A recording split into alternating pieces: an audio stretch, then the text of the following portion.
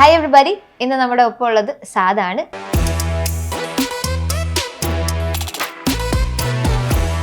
Saad നമ്മുടെ കമ്മ്യൂണിറ്റിയിലെ ജൂണിലെ trader of the month ആയിരുന്നു. അപ്പം അതിന് ആദ്യം തന്നെ വെരി ബിഗ് കൺഗ്രാറ്റുലേഷൻസ്.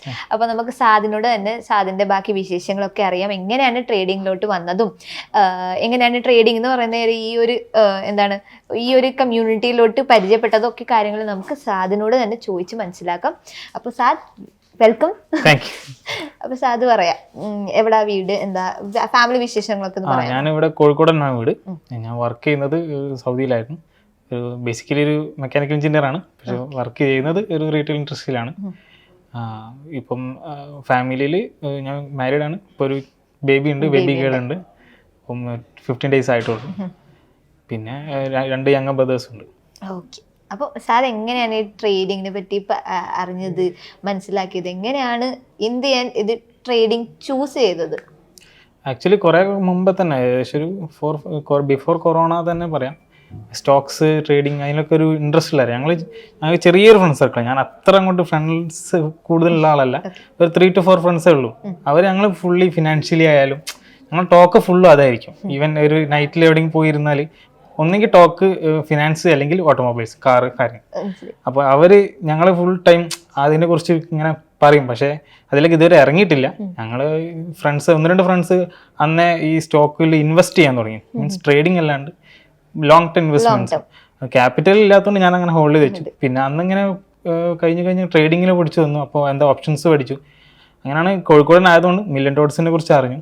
അപ്പം മില്യൺ ഡോട്ട്സിൽ അന്നേ മുതൽ മില്യൺ ഡോട്ട്സ് ഇങ്ങനെ ഒരു കോഴ്സ് ഉണ്ട്. യൂട്യൂബിൽ ഒരുപാട് വീഡിയോസും ഇതൊക്കെ ഉണ്ട്. പക്ഷേ കുറച്ചും കൂടി നമുക്ക് ബെനിഫിഷ്യൽ ആയി തോന്നുന്നത് ഡയറക്റ്റുള്ള ഒരു കോൺവെർസേഷനും.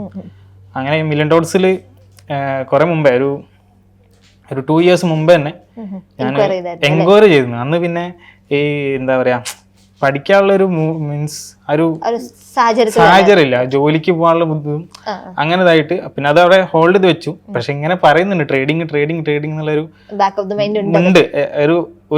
ഒരു ഇൻവെസ്റ്റ്മെന്റ് അല്ലെങ്കിൽ ഒരു ഇൻകം അതിൽ നിന്ന് ഉണ്ടാക്കണം എന്നുള്ളത്. ആക്ച്വലി 9 to 5 ജോബിനോട് തീരെ താല്പര്യമില്ലാത്ത ഒരാളാണ് ഞാൻ. ബിസിനസ് മൈൻഡഡ് ആണ്.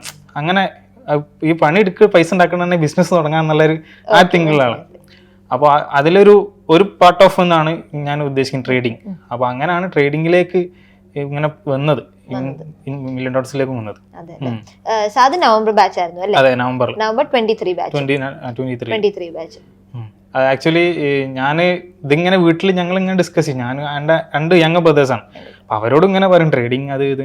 അങ്ങനെ ഞാൻ മെമ്പർഷിപ്പ് എടുക്കണ മുമ്പേ തന്നെ ഒരു 6 months അല്ല, ഒരു 1 year ബിഫോർ എൻ്റെ യങ് ബ്രദർ, അവന് ഡിഗ്രി കഴിഞ്ഞു, ഈ സെയിം മില്യൺ ഡോട്ട്സ് തന്നെ മെമ്പർഷിപ്പ് എടുത്തു.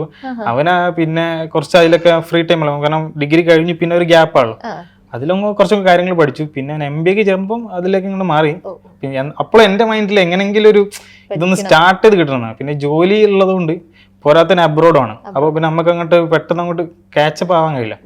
അങ്ങനെ കുറച്ചൊരു ടൈം പീരീഡിൽ ഇങ്ങനെ ഫ്രീ ആവും തോന്നിയപ്പം അങ്ങനെയാണ് മെമ്പർഷിപ്പ് എടുത്തു.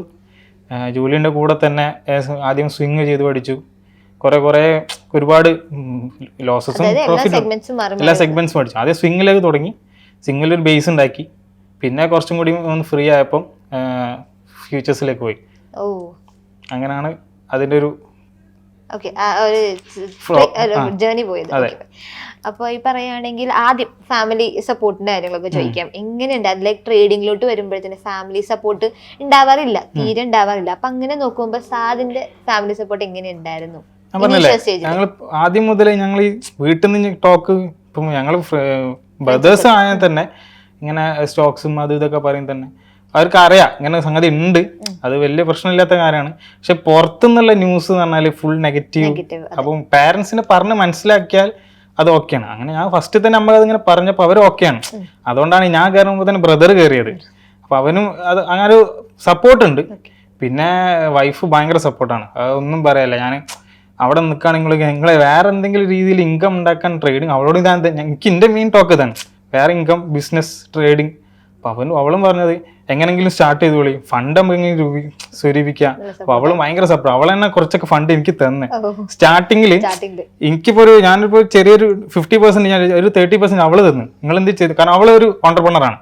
അപ്പൊ അവള് ചെറിയ രീതിയിൽ ഇൻവെസ്റ്റ് ഉണ്ടാക്കുന്നു, പൈസ ഉണ്ടാക്കുന്നു. അപ്പം അവളും അതുപോലെ കുറച്ചുണ്ട്. ഇത് അങ്ങനെ ഭയങ്കര സപ്പോർട്ടാണ്. ഇപ്പോഴും എന്തായി എന്ന് ഡെയിലി ചോദിക്കും, കിട്ടിയോ പോയോ കിട്ടിയോ പോയോ, അങ്ങനെ ഒരു ആ ഒരു സപ്പോർട്ടിലാണ് ഫാമിലി. ഭയങ്കര സപ്പോർട്ടാണ്. നല്ല സപ്പോർട്ട് ഉണ്ടല്ലോ, അത് ഒരു വലിയ ബ്ലെസ്സിങ് തന്നെയാണ്. കാരണം ഫാമിലിന്ന് സപ്പോർട്ട് കിട്ടാണ്ട് നിർത്തിപ്പോയ കുറെ ആൾക്കാര് എനിക്കറിയാം. അപ്പൊ അങ്ങനെയുള്ളപ്പം ഫാമിലിയുടെ സപ്പോർട്ട് വെരി നൈസ്. അതെ, ഇപ്പൊ ലാസ്റ്റ് മന്ത് ഇപ്പൊ ഈ ഒരു അച്ചീവ്മെന്റ് കിട്ടിയപ്പോൾ ഞാൻ പറഞ്ഞു ഇങ്ങനെ ട്രേഡ് ഓഫ് ദ മന്ത് കിട്ടി. അപ്പൊ തന്നെ ഇപ്പൊ ഭയങ്കര ഹാപ്പി ആയി. കാരണം അതിന്ന് ചെയ്തിട്ട് റിസൾട്ട് ഉണ്ട് എന്ന് അവർക്ക് മനസ്സിലായി. അങ്ങനെ ബ്രദറൊക്കെ ഡബിൾ ഹാപ്പിയാണ്. കാരണം അവന് കിട്ടാത്തത് എനിക്ക് കിട്ടില്ല. ഞാൻ അവനെ സജസ്റ്റ് ചെയ്ത് ഇതിൽ കയറിക്കും, നമുക്ക് ഫ്രീ ടൈം അല്ലേ പഠിക്കാലോ വെച്ചിട്ട്. അങ്ങനെ ഇതും കൂടി കിട്ടിയപ്പോൾ അവർ ഭയങ്കര ഹാപ്പി. Very good.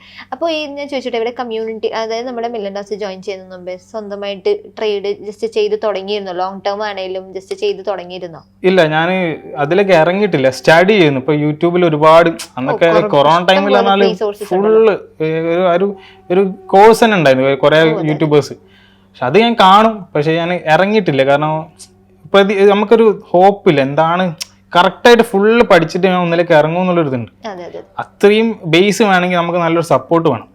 അതായത് ഇപ്പോൾ ഒരു മെൻറ്ററെ കീഴിൽ അല്ലെങ്കിൽ ഒരു എക്സ്പീരിയൻസ്ഡ് ആയിട്ടുള്ള ട്രേഡറെ കീഴിൽ നമുക്കൊരു സമയത്ത് വിളിച്ചു കഴിഞ്ഞാൽ അവരെ സപ്പോർട്ട് ഉണ്ടെങ്കിൽ ഇറങ്ങുള്ളൂ എന്നുള്ളൊരു മൈൻഡ് സെറ്റിലാണ് നിന്നത്.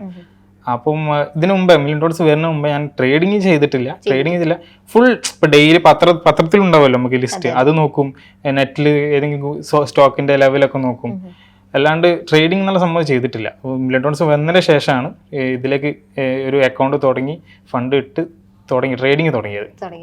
അപ്പൊ എങ്ങനെയുണ്ടായിരുന്നു ആ ഇനീഷ്യൽ സ്റ്റേജ് ട്രേഡിംഗ് തുടങ്ങിയപ്പോൾ? ലൈക്ക് ഭയങ്കര കുറെ, ലൈക്ക് നമ്മൾ പുറത്ത് ഇൻഫ്ലുവൻസ് വെച്ച് നോക്കുമ്പോൾ പെട്ടെന്ന് തന്നെ കുറെ പൈസ ഉണ്ടാക്കാന്നുള്ള ഒരു മൂഡായിരുന്നു തുടങ്ങിയപ്പോ തന്നെ ഉള്ളത്, അതോ റിയാലിറ്റി ആദ്യമേ മനസ്സിലായോ? എന്തായിരുന്നു റിയാലിറ്റി? നമുക്ക് ഓൾറെഡി അറിയാം. കാരണം പെട്ടെന്ന് ഒരു ട്രേഡിംഗ് എന്നുള്ള ഫീൽഡിലേക്ക് വന്നതല്ല. ഓൾറെഡി പണ്ടേ കാര്യം ഇങ്ങനെ ചെറിയ 10% ഇയർലി 5-10% ഒരു സ്റ്റോക്കിൽ കയറുള്ളൂ, അങ്ങനൊക്കെ ഒരു തോട്ടുള്ള ആൾ തന്നെയാണ്. അപ്പോൾ നമുക്കറിയാം. പക്ഷെ എങ്ങനെയാണ് വരുന്നത് എന്നുള്ള ഓരോ എക്സ്പെക്ടേഷൻസ് ഇല്ല. അത് കറക്റ്റ് പ്രോപ്പർ ആയിട്ട് തന്നെയാണ്. അതിന് പറയേണ്ടത് നമ്മളാ ഫ്രണ്ട് സർക്കിളാണ്. അവർ അത്രയും നമ്മൾ ഫുൾ ടോക്ക് അങ്ങനെ ആയതുകൊണ്ട് അതിനൊരു എക്സ്പെക്ടേഷൻസ് ഇല്ലായിരുന്നു. എങ്ങനെ അപ്പോൾ ആദ്യം പിന്നെ ഈ ഇതിൽ കയറിയപ്പാടെ ഞാൻ ഫസ്റ്റ് സ്വിങ്ങിലാണ് എൻട്രി എടുത്തുകൊണ്ടിരുന്നത്. കാരണം സ്വിങ് ആണ് നമുക്ക് കുറച്ചും കൂടി പറഞ്ഞ പോലെ ഈസിയാണ്, ഫുള്ളി റിസ്ക് കുറവാണ്. പിന്നെ മൈൻഡ് ഫുൾ ടൈം അതിൽ വേണ്ട. നമുക്കൊരു സ്ട്രാറ്റജി പഠിച്ചു കഴിഞ്ഞാൽ അതിൽ നിന്ന് നോക്കുക, ഫ്രീ മൈൻഡഡ് ആയിട്ട് നമുക്ക് വർക്ക് ചെയ്യാം. ബേസ് പഠിക്കാനും പറ്റും, സ്ട്രാറ്റജീസ് ആയാലും പെട്ടെന്ന് പഠിച്ചെടുക്കാനും പറ്റും. അങ്ങനെ സ്വിങ് ചെയ്തു, പിന്നാണ് ഈ ഓപ്ഷൻസിലേക്ക് വന്നത്. അപ്പൊ സെഗ്മെന്റ് കാര്യം ചോദിക്കുവാണെങ്കിൽ ഇപ്പം നിലവിൽ ഏത് സെഗ്മെന്റിലാണ് ട്രേഡ് ചെയ്തുകൊണ്ടിരിക്കുന്നത്? ഞാനിപ്പം ബൈയിങ്ങിലാണ്, ഓപ്ഷൻ ബൈയിങ്ങിലാണ്. അപ്പം ലാസ്റ്റ് മന്ത് സാധ് ജനറേറ്റ് ചെയ്ത ഓൾമോസ്റ്റ് ക്യാപിറ്റലിന്റെ എത്ര പെർസെന്റേജ് ആയിരുന്നു? 65%. അത് വെരി നൈസ്, അപ്രീഷിയേറ്റ് ചെയ്യുന്നു ആ ഒരു ലൈക്ക് അത്രയും നല്ല പ്രോഫിറ്റ് ജനറേറ്റ് ചെയ്തതിന്. അപ്പം കമ്പയർ ചെയ്യുകയാണെങ്കിൽ ലൈക്ക് നമ്മുടെ കമ്മ്യൂണിറ്റിയിൽ നല്ല രീതിക്ക് ആക്റ്റീവ് ആണ് സാധ്. ഇപ്പൊ ലൈവ് പോവാണെങ്കിൽ PMS എടുക്കുകയാണെങ്കിൽ എനിക്കറിയാം സാധ് വളരെയധികം ആക്റ്റീവ് ആണ്. ബാക്കി എല്ലാ ദിവസവും എല്ലാ ഡേയിലും ലൈവ് PMS ആയാലും സാധ് അവിടെ ഉണ്ടാവും. സാറിൻ്റെ ഒരു മെസ്സേജ് ഉറപ്പായിട്ട് അവിടെ ഉണ്ടാവും. ട്രേഡാണ് എടുത്തിട്ടുണ്ട് സാധ്, ഞാൻ ശ്രദ്ധിച്ചിട്ടുണ്ട്. എന്ത് സെറ്റപ്പ് വന്നാലും സാധ്യത വിടില്ല. സാധ് അത് ക്യാച്ച് ചെയ്യുന്നുള്ളതാണ് ഒരു ക്വാളിറ്റി ആയിട്ട് ഞാൻ കണ്ടിട്ടുള്ളത്. കാരണം കുറേ ആൾക്കാർ മിസ് ചെയ്യാറുണ്ട്. ഒരു നല്ല സെറ്റപ്പ് വന്നാൽ പോലും പേടി കാരണം വേണ്ടെന്ന് വെച്ചിട്ടുണ്ട്. ബട്ട് സാധ് പറഞ്ഞു കഴിഞ്ഞാൽ സാധ്യത എടുക്കും. അതുകൊണ്ട് എനിക്ക് ഭയങ്കര ഒരു ലൈക്ക് ഒരു അടിപൊളി എന്നൊരു തോന്നലുണ്ടായിട്ടുണ്ട്. അപ്പോൾ സാധ് ഇത് സ്ട്രാറ്റജീസിൻ്റെ കാര്യങ്ങളൊക്കെ സംസാരിക്കുവാണെങ്കിൽ ഏതിലാണ് ലൈക്ക് ഓപ്ഷൻ ബൈങ് ചെയ്യുമ്പോഴത്തേന് ഏതാ കൂടുതൽ ഫോക്കസ് ചെയ്യുന്നത്? കുറച്ച് സ്ട്രാറ്റജീസ് പറയാൻ പറ്റുവാണെങ്കിൽ. ഇപ്പം പഠിച്ച സ്ട്രാറ്റജീസിൽ ഒരു 3 മീൻസ് SMC നോക്കാറുണ്ട്, പിന്നെ ഈ ട്രെൻഡ് ലൈൻ ബ്രേക്ക് ഔട്ട് നോക്കാറുണ്ട്, പിന്നെ ഉള്ളത് നമ്മളെ റെസിസ്റ്റൻറ്റ് റീടെസ്റ്റ് അല്ലെങ്കിൽ പിന്നെ സപ്പോർട്ട് റീടെസ്റ്റ്, പിന്നെ ഉള്ളത് ഫസ്റ്റ് കാൻഡിൽ റീടെസ്റ്റ്. ഈ 4 സ്ട്രാറ്റജീസാണ് ഇപ്പൊ കറന്റ് നോക്കുന്നത്. മറ്റേത് നമ്മൾ പഠിച്ചുകൊണ്ട് പുതിയ സ്ട്രാറ്റജീസ് ഇപ്പൊ നോക്കിക്കൊണ്ടിരിക്കുന്നു, ബാക്ക് ടെസ്റ്റ് ചെയ്തുകൊണ്ടിരിക്കുകയാണ്. ഇതെല്ലാം ബാക്ക് ടെസ്റ്റ് ചെയ്തതിനു ശേഷം ഒരുപാട് തവണ ബാക്ക് ടെസ്റ്റ് ചെയ്തിട്ടുണ്ട്, പ്രത്യേകിച്ച് ഈ റീടെസ്റ്റുകൾ. കാരണം അത് പല ഫ്ലക്ച്വേഷൻ മീൻസ് എന്താ പറയാ തെറ്റും കറക്റ്റ് വരുന്നില്ല. അപ്പൊ അത് പ്രോപ്പറായിട്ടുള്ള കാൻഡിൽ കൺഫർമേഷനും അതെല്ലാം നോക്കിയിട്ട് റീടെസ്റ്റ് ചെയ്തതിന് ശേഷം ഞാൻ സ്ട്രാറ്റജി സ്റ്റാർട്ട് ചെയ്തിട്ടുള്ളൂ. അപ്പം ഞാൻ ചോദിച്ചിട്ട് ലാസ്റ്റ് മന്ത് ഞാൻ സാദിൻ്റെ പിയാനലൊക്കെ ചെക്ക് ചെയ്ത സമയത്തും ഈ മന്ത് ഹ്യൂജ് ഡിഫറൻസ് ആണ് കാണാൻ പറ്റുന്നത്. അപ്പം ലാസ്റ്റ് മന്ത് ഉള്ള സാദല്ല ഈ മന്ത്. അപ്പം ജസ്റ്റ് ഈ 2 മന്ത് കമ്പയർ ചെയ്യുകയാണെങ്കിൽ എന്തൊക്കെ മാറ്റങ്ങളാണ് വന്നത്, എന്തൊക്കെ മാറ്റങ്ങളാണ് വരുത്തിയത്? ലൈക്ക് ഈ മന്ത് ഒരു 65% തന്നെ റിട്ടേൺസ് കിട്ടാനുള്ള കാരണം എന്തായിരിക്കും എന്ന് പറയാമോ? അപ്പോൾ ആക്ച്വലി നമ്മൾ സ്റ്റാർട്ടിങ്ങിൽ നമ്മളിപ്പോൾ ക്ലാസ്സും കോഴ്സ് അറ്റൻഡ് ചെയ്യുമ്പോൾ തന്നെ അവർ പറയുന്നുണ്ട് ഇമോഷൻസ് ഭയങ്കരമായിട്ട് ഹിറ്റ് ചെയ്യും ഫ്യൂച്ചേഴ്സിൽ, റിസ്ക് മാനേജ് ചെയ്യണം. ഇപ്പം ഞാനൊക്കെ ഫസ്റ്റ് വിചാരിച്ചാൽ ഇമോഷൻസ് നമുക്ക് അറിയാമല്ലോ, നമ്മൾ ആദ്യം അറിയുന്ന കാര്യം, ആ ഒരു മൈൻഡ് സെറ്റ് ഉണ്ടായിരുന്നു, ഇമോഷൻ നമുക്ക് ഹാൻഡിൽ ചെയ്യാൻ പറ്റുന്നില്ല. പക്ഷേ ഫസ്റ്റ് മന്ത് തന്നെ ഓപ്ഷൻസിൽ ഇറങ്ങിയപ്പോൾ എനിക്ക് മനസ്സിലായി ഇമോഷൻസ് എല്ലാവർക്കും അടിക്കുന്നില്ല. കാരണം ഞാൻ ഫസ്റ്റ് മന്ത് തന്നെ ഓപ്ഷൻസിൽ ഇറങ്ങിയിട്ട് അത്യാവശ്യം നല്ല രീതിയിൽ പ്രോഫിറ്റായി വന്നായിരുന്നു. പക്ഷേ ലാസ്റ്റ് ടൈമിൽ ഇമോഷൻസ് ഹിറ്റായി, ഓവർ ട്രേഡ് ചെയ്തു. പിന്നെ ഹോപ്പായിരുന്നു, ഗ്രീഡി കുറവാണെങ്കിലും എനിക്ക് ഭയങ്കര ഹോപ്പായിരുന്നു. അത് SL അടിച്ചാലും കുറച്ചുകൂടി ഹോൾഡ് ചെയ്താൽ തിരിച്ച് കയറും എന്നല്ലേ. അങ്ങനെ ലോസിൽ നിന്ന് പ്രോഫിറ്റിൽ നിന്ന് ഞാൻ ബ്രേക്കിങ്ങിലേക്ക് എത്തിപ്പോയി വിത്തിൻ ഒരു 2-3 ഡേയ്സ് കൊണ്ട്. അപ്പോൾ മനസ്സിലായി ശരിക്കും ഇമോഷൻസ് ഹിറ്റ് ആവുന്നുണ്ട്, റിസ്ക് മാനേജ് ചെയ്യാത്തതുകൊണ്ടാണ്. അപ്പോൾ അതൊന്ന് മാറ്റിയെടുക്കാനാണ് കഴിഞ്ഞ മന്തിൽ ഞാൻ നല്ല രീതിയിൽ ശ്രമിച്ചത്. ഇമോഷൻസ് നല്ല രീതിയിൽ ഹാൻഡിൽ ചെയ്തു, റിസ്ക് നല്ല രീതിയിൽ ഹാൻഡിൽ ചെയ്തു, ഓവർ ട്രേഡിങ് നല്ല രീതിയിലാണ് കുറച്ചു.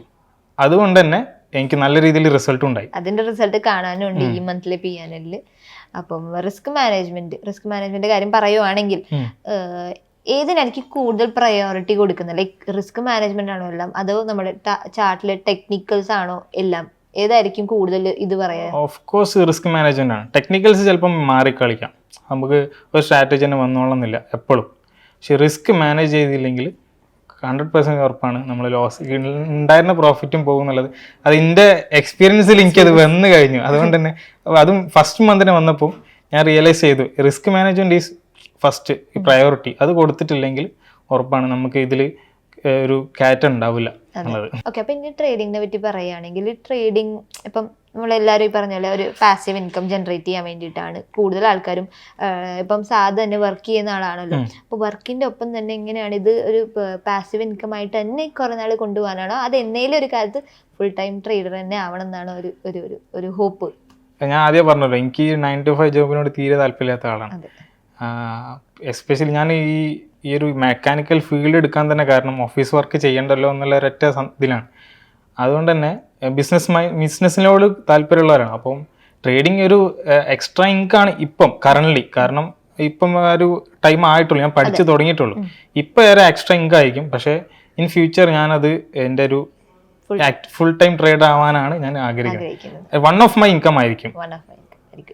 അപ്പോൾ ഈ പറഞ്ഞല്ലേ, ഇപ്പൊ ഇൻകത്തിന്റെ കാര്യം പറഞ്ഞപ്പോൾ ലോസിന്റെ കാര്യം എന്ന് ചോദിച്ചിട്ട്, കാരണം ഓപ്ഷൻ ബൈങ് ചെയ്യുമ്പോൾ ഏറ്റവും കൂടുതൽ ഹിറ്റ് ചെയ്യുന്ന ഒരു സാധനമാണ് ലോസ്. അപ്പൊ ഈ ലോസസ് ഒക്കെ വരുമ്പോൾ എങ്ങനെയാണ് ഇമോഷൻ മാനേജ് ചെയ്യുന്നതും? ലൈക്ക് ഇപ്പം ലാസ്റ്റ് മന്ത് വെച്ച് കമ്പയർ ചെയ്യണം, ഈ മന്ത് ഓബ്വിയസ്ലി ട്രേഡ്സ് ഒക്കെ എടുക്കുമ്പോൾ ലോസ് വരില്ല. അപ്പം ആ ലോസിൽ ഇറങ്ങണം എന്നുള്ള ആ മൈൻഡ് ലാസ്റ്റ് മന്ത് വെച്ച് നോക്കുമ്പോൾ ഈ മന്ത് എങ്ങനെ റെഡിയാക്കി എടുത്തു? ഞാൻ പറഞ്ഞില്ലേ, ഇമോഷൻസ് നമുക്ക് ഹിറ്റായി ലാസ്റ്റ് മന്തിൽ. അപ്പോഴാണ് ഞാൻ അതിനെക്കുറിച്ച് നോക്കിയപ്പോഴാണ് മനസ്സിലായത് ഞാൻ ലോസ് നല്ല രീതിയിൽ ഹോൾഡ് ചെയ്യും. അതായത് നമുക്കൊരു SL ഉണ്ടാവും, പക്ഷെ അതിന് താഴെ പോയാലും തിരിച്ച് കയറും എന്നുള്ള ഹോൾഡ് ചെയ്ത്, പക്ഷെ ആ ഹോൾഡിങ് ഫെയിൽ ആവും, നല്ല രീതിയിൽ SL അടിക്കും. നല്ല രീതിയിൽ SL അടിക്കും. അപ്പം അത് ഞാൻ മാറ്റി. അതായത് നമ്മൾ SL എത്ര ആണോ അതിൽ എക്സിറ്റ് ആയിക്കോളാം, അതിലൊരു ഒരു 1% പോലും എക്സ്ട്രാ എടുക്കാതിരിക്കുക. അങ്ങനെയാണ് ഒരു ബെനിഫിറ്റ്. അതിനുശേഷം വേണമെങ്കിൽ ടാർഗറ്റ് അടിച്ചേക്കാം, പക്ഷെ അത് കൺസിഡർ ചെയ്യരുത്. ആരും മുന്നല്ലോ, അപ്പോൾ അയ്യോ ഹോൾഡ് ചെയ്താൽ മതിയായിരുന്നു, എനിക്കത് കിട്ടുന്നല്ലോ, ആ ഒരു മൈൻഡ് ഫസ്റ്റ് ഉണ്ടായിരുന്നു. അത് അപ്പാടെ മാറ്റി കഴിഞ്ഞാൽ നമുക്കതൊരു കാര്യമായിരിക്കും. പിന്നെ ഇപ്പോഴത്തെ കാലത്ത് ട്രേഡിങ്ങിന്റെ ഇമ്പോർട്ടൻസ് എന്താണെന്ന് ചോദിച്ചു കഴിഞ്ഞാൽ എന്ത് പറയും? എന്തിനാണ് ട്രേഡിങ് ഇത്ര ഇമ്പോർട്ടൻ്റ് എന്ന് പറഞ്ഞു കഴിഞ്ഞാൽ സാദിന്റെ ഒരു പെർസ്പെക്റ്റീവിൽ എന്ത് പറയും? ഇപ്പോൾ ട്രേഡിങ് എന്ന് പറയുന്നത് ശരിക്കും ട്രെൻഡായി മാറിക്കൊണ്ടിരിക്കുന്ന സമയം. ഫസ്റ്റ് കുറച്ച് പേർക്ക് ട്രേഡിങ് എന്താ, സ്റ്റോക്സ് എന്നറിയുള്ളൂ. ഈ കൊറോണൻ്റെ ശേഷം ട്രേഡിങ് ഇൻസ്റ്റിറ്റ്യൂട്ട്സും കോഴ്സസും ഒരുപാടുണ്ട്. അപ്പോൾ എല്ലാവരും വിചാരം പൈസ ഉണ്ടാക്കുക, പോരുക, ഇട്ട് കഴിഞ്ഞാൽ ഡബിൾ കിട്ടും എന്നുള്ളൊരു തിങ്കിങ്ങാണ്. പക്ഷേ അത് പഠിച്ച് അതിലേക്ക് ഇറങ്ങിക്കഴിഞ്ഞാൽ അറിയുള്ളൂ അത് വളരെ നല്ല രീതിയിൽ ഫോക്കസ് ചെയ്തിട്ട് പഠിച്ചാലേ ചെറിയൊരു എമൗണ്ടെങ്കിലും നമുക്ക് പ്രോഫിറ്റ് കിട്ടുള്ളൂ. അപ്പോൾ ഇപ്പം പറയാമല്ലോ, ഒരാളിപ്പോൾ ഞാനൊരു BTech എഞ്ചിനീയറാണ്, പഠിച്ചിറങ്ങിയാൽ ജോലി കിട്ടുന്ന ഒരു പ്രതീക്ഷയില്ല. അപ്പം അത്രയും എമൗണ്ട് കൊടുത്ത് പഠിച്ചിട്ടും ഇത്രയും കൊല്ലങ്ങളോളം കഷ്ടപ്പെട്ട് പഠിച്ചിട്ട് ജോബ് തപ്പിയെടുക്കുക എന്ന് പറഞ്ഞാൽ കുറച്ച് ബുദ്ധിമുട്ടുള്ള കാര്യം. അതുകൊണ്ട് ഒരു എക്സ്ട്രാ ഇൻകം നമുക്ക് ചെറിയൊരു സ്കില്ല് ജനറേറ്റ് ചെയ്ത് കഴിഞ്ഞാൽ ഈ കാലത്ത് ട്രേഡിംഗ് പോലത്തെ ഒരു പ്ലാറ്റ്ഫോമിൽ നിന്ന് ഒരു ഇൻകം ഉണ്ടാക്കുക എന്ന് പറഞ്ഞാൽ വളരെ സുഖമുള്ളൊരു കാര്യമാണ്. അപ്പം സ്കില്ല് പഠിക്കാൻ നമുക്ക് ഒരുപാട് ഓപ്പർച്യൂണിറ്റീസ് ഉണ്ട്, മില്യണോട്സ് പോലെ ഒരുപാട് ഓപ്പർച്യൂണിറ്റീസ് ഉണ്ട്. അപ്പോൾ അതിൽ ഫോക്കസ് ചെയ്ത് ഇപ്പോൾ ജോലി കിട്ടിയിട്ടുണ്ടെങ്കിൽ ഒരു എക്സ്ട്രാ ഇൻകം പോലെയും അതല്ല ഫ്രീ ആണ്, നമുക്ക് കുറച്ചൊരു ക്യാപിറ്റൽ ഉണ്ടെന്നുണ്ടെങ്കിൽ സ്കിൽ ഡെവലപ്പ് ചെയ്യാൻ ഒരു പാഷനേറ്റ് ആണെന്നുണ്ടെങ്കിൽ ട്രേഡിംഗ് നല്ലൊരു ഓപ്ഷനാണ്. Effort matters. അതെ. അപ്പോൾ ഞാൻ ചോദിക്കുവാണെങ്കിൽ മില്യൺ ഡോളേഴ്സ് വരുന്ന മുന്നേ ഉള്ളൊരു സാധും ഇപ്പോൾ ഉള്ള സാധും എന്താണ് ഒരു ഡിഫറൻസ് എന്ന് പറയുകയാണെങ്കിൽ? ഓക്കെ, ഞാൻ ഇതിൽ ജോയിൻ ചെയ്യണ മുമ്പേ ആക്ച്വലി സ്റ്റോക്സ് എന്താണെന്ന് മാത്രം അറിയില്ലാണ്ട് ഫ്യൂച്ചേഴ്സ് എന്താ, ഓപ്ഷൻസ് എന്താ, പ്രീമിയം ചാർട്ട്, അത് ക്യാൻഡിൽസ് എങ്ങനെ, ക്യാൻഡിൽസ് റെഡ് ഗ്രീൻ ഉണ്ടെന്ന് അറിയാം, അതല്ല അതിൻ്റെ ഫങ്ഷൻസ് എന്താ, അതിൻ്റെ ഡിഫറെൻറ്റ് ടൈപ്സ് എന്താ, അതൊന്നും അറിയില്ല. മില്യൺ ഡോളേഴ്സ് വന്ന ശേഷം 1 by 1 അതായത് ബേസ് മുതൽ നമുക്കൊരു എക്സ്പെർട്ട് ലെവലിൽ എത്താൻ പറ്റുന്ന രീതിയിലുള്ള ആ ഒരു സ്ട്രക്ചറാണ് ഒരു കോഴ്സ്. അതിൽ നമുക്ക് ഓരോന്നോരോന്നായി ടൈം എടുത്ത് പഠിച്ച് അങ്ങനെ കുറച്ച് പഠിച്ചു, ഓരോന്നോരോന്നായിട്ട് പഠിച്ച് പിന്നെ അങ്ങനെയാണ് കുറച്ചും കൂടി, അതായത് ബിഫോർ മില്യൺ ഡോളേഴ്സിനെക്കാളും എത്ര ബെറ്ററാണ് ഇപ്പം ഞാൻ. എൻ്റെ ഒരു കൺസെപ്റ്റിൽ നല്ല രീതിയിലൊരു ഫ്യൂച്ചർ എനിക്ക് തന്നെ ബിൽഡ് ചെയ്യാൻ പറ്റും എന്നുള്ളൊരു കോൺഫിഡൻസ് ഉണ്ട് ഇപ്പോൾ. അപ്പോൾ ഒരു ബിഗിനറിനെ സംബന്ധിച്ചോളം ലൈക്ക് പുറമെ കാണുന്ന ഒരു ട്രേഡിംഗ് ലൈഫാണ് ശരിക്കും ഉള്ളത്. ലൈക്ക് കുറേ ഇൻഫ്ലുവൻസ് കാരണം കുറേ ബിഗിനേഴ്സ്, ന്യൂബീസ് ലൈക്ക് ട്രേഡിങ്ങിൽ വന്നു കഴിഞ്ഞാൽ പെട്ടെന്ന് കാശുണ്ടാക്കാം. അപ്പോൾ ഒരു ബിഗിനർ ട്രേഡിങ്ങിലോട്ട് വരുവാണെങ്കിൽ ആ ബിഗിനറിന് കൊടുക്കുന്ന അഡ്വൈസ് സാദ് എന്ത് പറയുമായിരിക്കും? ഇപ്പോൾ ഒരുപാട് ഇതുപോലെ ഇൻഫ്ലുവൻസൻസ് ഉണ്ട് ട്രേഡിങ്ങിന്. അവരൊക്കെ പോസ്റ്റ് ചെയ്യുന്ന, ഇപ്പോൾ ഫോർ എക്സാമ്പിൾ അവരിപ്പോൾ ഡെയിലി അവരുടെ ക്യാപിറ്റൽ മീൻസ് പ്രോഫിറ്റ് പോസ്റ്റ് ചെയ്യുന്നുണ്ടാവും. അപ്പോൾ അത് വലിയൊരു ഹ്യൂജ് എമൗണ്ട് ആയിരിക്കും. പക്ഷെ അവർ ആ ഹ്യൂജ് എമൗണ്ട് ഉണ്ടാക്കാൻ വേണ്ടി അവർ എത്രത്തോളം അതിൽ എഫേർട്ട് എടുത്തുന്നു, എത്രത്തോളം ക്യാപിറ്റൽ യൂസ് ചെയ്തെന്നും അവർ റിവീൽ ചെയ്യുന്നില്ല. Most of the influence reveal ചെയ്യുന്നില്ല. അപ്പം ഇപ്പോൾ നോർമലി ഒരാൾ കാണുമ്പോൾ വിചാരിക്കും, ഇത് ഓക്കെ നമുക്ക് ചെറിയൊരു എമൗണ്ട് ഉണ്ടെങ്കിൽ ഇത്ര എമൗണ്ട് ഒരു ദിവസം കൊണ്ട്, ഒരു ദിവസത്തേക്ക് പ്രോഫിറ്റ് അതിൽ കാണിക്കുന്നു. അപ്പോൾ ആ ഒരു തോട്ട് അങ്ങനെയാണ്, പെട്ടെന്ന് ക്യാഷ് ജനറേറ്റ് ചെയ്യാൻ പറ്റും എന്നുള്ളൊരു ഫീൽഡാണ്. പക്ഷെ അങ്ങനെയല്ല ഒരിക്കലും. നമ്മൾ ട്രേഡിംഗ് എന്ന് പറഞ്ഞാൽ വളരെ മൈന്യൂട്ടായിട്ടുള്ള എറേഴ്സ് വരെ വന്നാൽ നല്ല രീതിയിൽ ലോസ് വരെ വരുന്നതാണ്. പക്ഷെ നല്ല എഫേർട്ട് എടുക്കണം, നല്ല സ്കില്ല് വേണം, അത്യാവശ്യം മോശമില്ലാതെ ഇൻകമും വേണം, മീൻസ് ക്യാപിറ്റൽ വേണം. എന്നാലേ നമുക്ക് ട്രേഡിങ്ങിലൊരു പ്രോഫിറ്റ് ആകാൻ പറ്റുള്ളൂ. അതും പെട്ടെന്ന് തന്നെ പ്രോഫിറ്റ് ആവില്ല, നല്ല ടൈം എടുത്തിട്ട് പ്രോഫിറ്റിലേക്ക് കയറുള്ളൂ. അപ്പോൾ ഇങ്ങനെ ഉണ്ടായിരുന്നു കമ്മ്യൂണിറ്റിയിൽ ഒരു സപ്പോർട്ടും കാര്യങ്ങളൊക്കെ എങ്ങനെയുണ്ട്? സാധനം എന്താ തോന്നുന്നത്? കമ്മ്യൂണിറ്റി ഞാൻ ഫസ്റ്റ് പറഞ്ഞല്ലോ, ഞാൻ ജോയിൻ ചെയ്ത് വർക്കിംഗ് ടൈമിൽ നല്ല രീതിയിൽ വർക്ക് ചെയ്ത ടൈമിലാണ് കോഴ്സ് അറ്റൻഡ് ചെയ്യുന്നത്. ഇപ്പം ഡെയിലി ലൈവിൻ്റെ ലിങ്ക് വരുമ്പോൾ ഞാൻ ഭയങ്കര സങ്കടമാവും, എനിക്ക് ലൈവ് അറ്റൻഡ് ചെയ്യാൻ പറ്റുന്നുണ്ടല്ലോ. കാരണം ഇവർ ലൈവ് ട്രേഡിങ്ങിനെ കുറിച്ച് ആദ്യം അറിയാം. ലൈവിൽ ട്രേഡ് ചെയ്യുമ്പോൾ നല്ല രീതിയിൽ നമുക്ക് ഡൗട്ട്സ് ക്ലിയർ ആവും. പിന്നെ PMS ഉണ്ട്. ഇതിലൊന്നും എനിക്ക് കയറാനേ പറ്റുന്നില്ല. അതായത് ഈ ഒരു ജനുവരി ഫെബ്രുവരി വരെ ഞാൻ കയറിയിട്ടേ ഇല്ല ലൈവിൽ. കാരണം എനിക്ക് വർക്കിങ്ങിൻ്റെ ആ ടൈം ആയതുകൊണ്ട് ഒരു രീതിയിലും കയറാൻ പറ്റുന്നില്ല. പിന്നെ ഞാനിവിടെ വന്നതിന് ശേഷം മീൻസ് വെക്കേഷനിലാണ് ഇപ്പോൾ ഞാൻ ഇവിടെ നാട്ടിൽ. അപ്പോൾ അവിടെ വന്നതിന് ശേഷമാണ് ഈ ലൈവിൽ കയറാൻ തുടങ്ങി. ലൈവിൽ കയറി കഴിഞ്ഞാൽ നമുക്ക് ഒരു ദിവസം നമുക്കൊരു കറക്റ്റ് ഒരു പ്ലാൻ ഉണ്ടാക്കാൻ പറ്റും. അതിപ്പം നമുക്ക് ആദ്യം എൻ്റെ മെൻറ്റേഴ്സ് ശിവചരൺ സാറായിരുന്നു. ഇപ്പോൾ പിന്നെ നിങ്ങളപ്പോൾ മെൻറ്ററായിട്ടുള്ളത്. അപ്പോൾ നമുക്ക് രാവിലെ തന്നെ എന്താണ് ഏകദേശം ഒരു മനസ്സിലാവും മാർക്കറ്റ് എന്താണ്, നമുക്ക് ഡൗട്ട്സ് ക്ലിയർ ചെയ്യാം. എന്തെങ്കിലും ഡിസ്കഷൻ, എന്തെങ്കിലും ഡൗട്ട് ഉണ്ടെങ്കിൽ അത് കമ്മ്യൂണിറ്റിയിൽ ഇട്ടാൽ അപ്പോൾ തന്നെ അത് ക്ലിയർ ആക്കി തരും. അപ്പോൾ നമുക്ക് ഭയങ്കര ബെനിഫിറ്റായി തോന്നി. കാരണം ഞാൻ ഒരുപാട് സങ്കടപ്പെട്ട സമയം വെച്ചാൽ ഇതിലൊന്നും എനിക്ക് അറ്റൻഡ് ചെയ്യാൻ പറ്റുന്നില്ല എന്ന സങ്കടം അതിപ്പോഴും മാറി കിട്ടി. കാരണം അത്രയും ബെനിഫിറ്റാണ് ആ കമ്മ്യൂണിറ്റിയിൽ നിന്ന് കിട്ടുന്നത്. അതുകൊണ്ടാണ് ഞാൻ ഈ ഒരു ചെറിയ ടൈം പീരീഡിൽ തന്നെ കുറച്ചെങ്കിലും പ്രോഫിറ്റ് ഉണ്ടാക്കാൻ പറ്റിയത്. ലൈവ് ട്രേഡ്സ് ഒക്കെ പുഷ് ചെയ്യാറുണ്ടായിരുന്നു? ലൈവ് ട്രേഡ് ഉണ്ടായിരുന്നു. കഴിഞ്ഞ മന്തിൽ തന്നെ 1-2 ലൈവ് ട്രേഡ് ഉണ്ടായിരുന്നു. ഈ മന്തിലും ഓൾമോസ്റ്റ് ഒരു 4 ഉണ്ടായിരുന്നു. അതൊക്കെ എടുത്തല്ലോ, എനിക്കറിയാം. സാദ് വളരെയധികം ആക്റ്റീവ് ആണ് കമ്മ്യൂണിറ്റിയിൽ. ഇപ്പൊ നേരത്തെ ഞാൻ പറഞ്ഞ പോലെ ലൈവും PMS-ലൊക്കെ ഏറ്റവും ആക്റ്റീവ് ആയിട്ടുള്ള ഒരു സ്റ്റുഡൻറ് എന്ന് പറയുകയാണെങ്കിൽ ഉറപ്പായിട്ട് സാദിന്റെ പേര് തന്നെ പറയും. അപ്പൊ സാദ് കൺക്ലൂഡ് ചെയ്യുകയാണെങ്കിൽ എന്താണ് ഇനി future plan? Like trading relate ചെയ്തിട്ട് എന്തായിരിക്കും സാദിന്റെ ഒരു ഫ്യൂച്ചർ പ്ലാൻസ് എന്നൊക്കെ പറയാമോ? ഫ്യൂച്ചർ കറണ്ട്ലി ഇപ്പോൾ ഞാൻ ഓപ്ഷൻ ബൈയിങ് ആണ് ചെയ്യുന്നത്. സ്വിങ് ഒന്ന് ജസ്റ്റ് ഒന്ന് ഹോൾഡ് വെച്ചിട്ടുണ്ട്. കാരണം fully concentrate on option buying ആണ്. കാരണം അതിലെന്തെങ്കിലും ഒരു ഡെവലപ്മെൻറ്റ് വരുന്നുണ്ട്. കാരണം സ്വിങ് നമുക്ക് എപ്പോഴും പഠിക്കാം. ചെറിയ എന്തെങ്കിലും ഇപ്പോൾ ബിസി ആണെങ്കിൽ പോലും കുറച്ച് ടൈം ഉണ്ട്, ഒരു ഡെയിലി ഒരു 3 hours ഉണ്ടെങ്കിൽ നമുക്ക് സ്വിങ് ചെയ്ത് തുടങ്ങാം. പക്ഷേ ഓപ്ഷൻ ബൈയിങ് അങ്ങനല്ല. സ്റ്റാർട്ടിങ് പീരീഡിൽ നല്ല രീതിയിൽ ഫോക്കസ് ചെയ്തിട്ട് 9 to 3:30 തന്നെ ഇരിക്കണം. ഓപ്ഷൻ ബൈയിങ്ങിലാണ് ഇപ്പോൾ ചെയ്യുന്നത്. എൻ്റെ ഒരു ഫ്യൂച്ചർ പ്ലാൻ എന്ന് വെച്ചാൽ നല്ലൊരു ഇൻവെസ്റ്റ്മെൻറ്റ്, നല്ലൊരു ക്യാപിറ്റൽ സ്റ്റോക്സിലിടാം, ലോങ് ടേം ഇൻവെസ്റ്റ്മെൻറ്റ് ചെയ്യാം, നല്ല രീതിയിൽ സ്റ്റോക്ക് നമ്മൾ ലോങ് ടൈം ആയിട്ട് മീൻസ് ഫ്യൂച്ചറിലേക്ക് ലോങ് ടൈം ചെയ്യാം. പറ്റുമെങ്കിൽ ഈ ഓപ്ഷൻ ബൈയിങ് കുറച്ചും കൂടി ഒന്ന് ഫുൾ ടൈം ആക്കി കൊണ്ടുപോകാനാണ്. ഓക്കെ സാർ, അപ്പൊ അങ്ങനെയൊക്കെയാണ് ഫ്യൂച്ചർ പ്ലാൻസും കാര്യങ്ങളൊക്കെ. അപ്പൊ എന്തായാലും എല്ലാം പറഞ്ഞ കാര്യങ്ങളൊക്കെ നടക്കട്ടെ എന്ന് ആഗ്രഹിക്കുന്നു. Okay, thank you so much for your time. Thank you.